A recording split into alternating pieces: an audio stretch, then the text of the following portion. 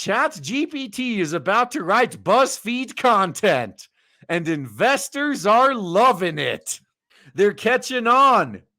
Like, why are we paying good money for these useless quote unquote journalists when we can just have an AI bot write the same content for free, basically? And it'll be a lot better, get us a lot more views, insult the audience a lot less. Thursday's job data showed the labor market right now basically resembles the opposite of what it should look like ahead of a recession. We're in a recession right now. It's as robust as ever, even as fears of a downturn have yet to abate.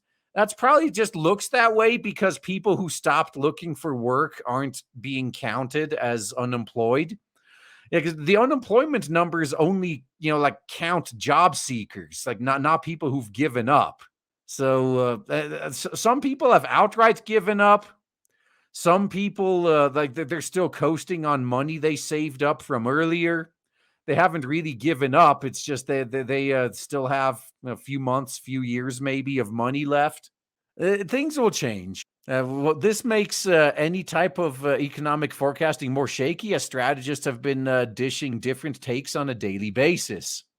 Everyone's just guessing. No one really knows what's going on. While tech companies like Amazon and Google have made headlines with headcount reductions, media outlets like Washington Compost and Communist News Network have also been hit. BuzzFeed's part of that group too, but it's come up with a peculiar idea to ramp up business and stock. Yeah, so now with this idea of just using ChatGPT, what BuzzFeed is effectively doing is they're cutting costs by getting rid of Bloat, but they're also doing it in a way that's not affecting their output because, BuzzFeed's been crap for a long time. Like they haven't had good content for a while. So it's not like they're having a quality hit, but at the very least, their quantity is not going to ease up. So similar to other companies, BuzzFeed laid off 12% of its workforce last month. And we laughed at it, didn't we? So citing a worsening economic environment, but unlike other companies, the online publisher said it's turning to OpenAI's artificial intelligence technology to provide a spark through uncertain times. Great. I'm willing to give it a shot. It might be tolerable, unlike their current journalists. Investors cheered the announcement that the ChatGPT creator would help the company write personalized listicles and quizzes, even as journalists the world over quivered at the thought of a bot coming for their gerb. Learn to mine.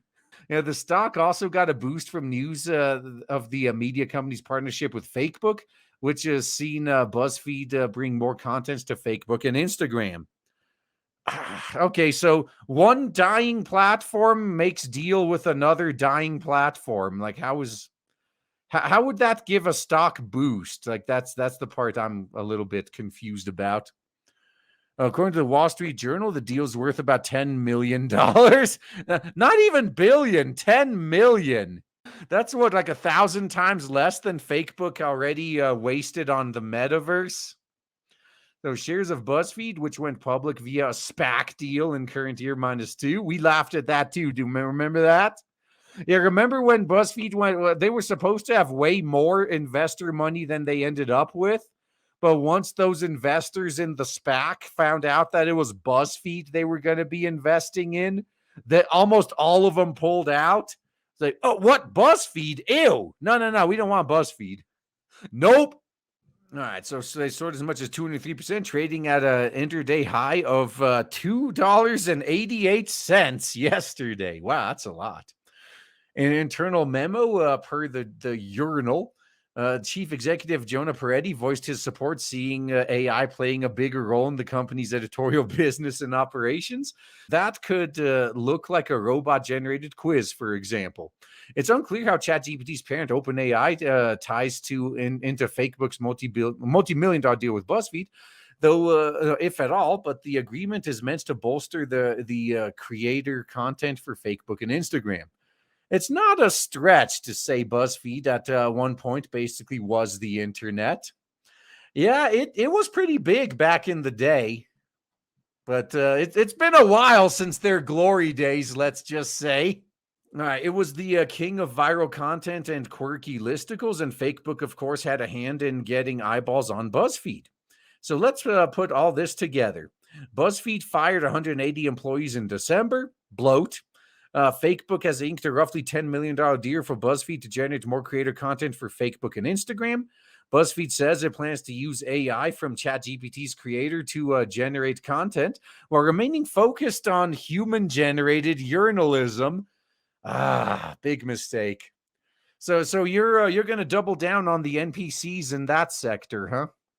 The BuzzFeed stock goes to the moon. Well, we've seen what happened with a certain other fad that was temporarily going to the moon. Well, temporarily is, I guess, the key to remember here. So maybe the Fed is watching this from on high, nodding approvingly at the tightening labor market that ChatGPT may one day help create. Now, it remains to be seen if the pervasiveness of AI is the best thing since sliced bread, or if we'd be better off dusting off our cover letters. It has its disadvantages.